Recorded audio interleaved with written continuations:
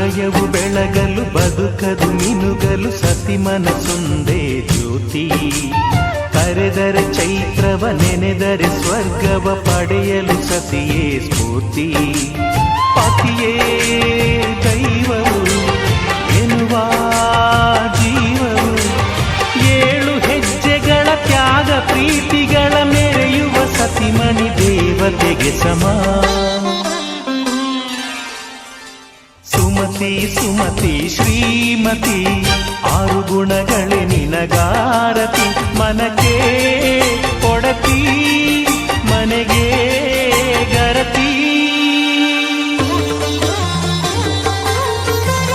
ಕಾರ್ಯೇಷು ದಾಸಿ ಕರಣೇಷು ಮಂತ್ರಿ. ಪೂಜ್ಯೇಷು ಮಾತಾ ರೂಪೇಷು Lakshmi.